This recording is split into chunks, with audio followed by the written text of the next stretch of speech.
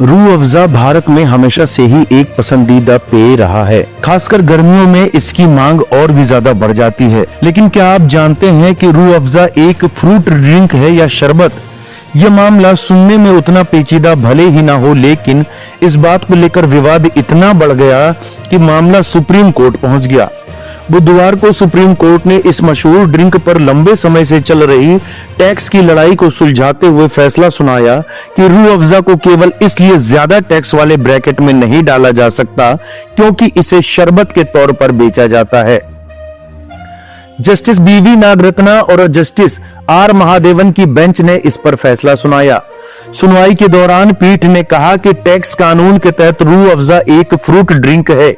अदालत ने पाया कि इस ड्रिंक को फलों से ही बनाया जाता है और इसे सिर्फ डाइल्यूट करने के लिए पानी में मिलाया जाता है। दरअसल कोर्ट में रूह अफ़ज़ा बनाने वाली कंपनी हमदर्द लैबोरेटरीज की अपील पर सुनवाई चल रही थी।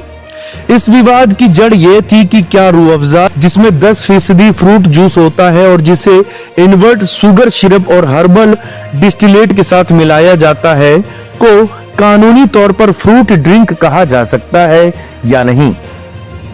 इस दौरान सुप्रीम कोर्ट ने इलाहाबाद हाई कोर्ट और टैक्स अधिकारियों के 2018 के उन फैसलों को रद्द कर दिया जिनमें रूह अफ़ज़ा को Uttar Pradesh value added tax act के तहत 12.5% टैक्सेबल अनक्लासिफाइड आइटम के तौर पर लेबल किया गया था।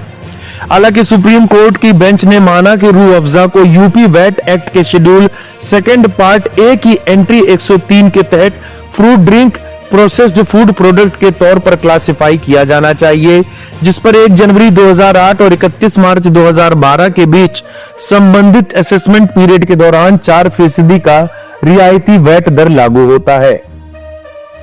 इससे पहले अधिकारियों ने फूड सेफ्टी रेगुलेशन के तहत जारी एक रेगुलेशन का हवाला दिया जिसमें कहा गया था कि फ्रूट सिरप में कम से कम 25% फ्रूट जूस होना चाहिए।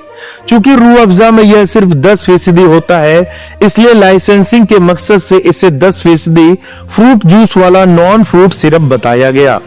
इस आधार पर डिपार्टमेंट ने तर्क दिया कि टैक्स के मकसद से इसे फ्रूट ड्रिंक नहीं माना जा सकता। इस तर्क को खारिज करते हुए सुप्रीम कोर्ट ने यह साफ कर दिया कि फूड सेफ्टी कानून के तहत रेगुलेटरी क्लासिफिकेशन तब तक फिस्कल इंटरप्रिटेशन को कंट्रोल नहीं कर सकता जब तक कि टैक्सिंग कानून साफ तौर पर ऐसी परिभाषाओं को अपना ना ले। इस खबर के बारे में आपका क्या कहना है, हमें कमेंट बॉक्स में जरूर बताएं।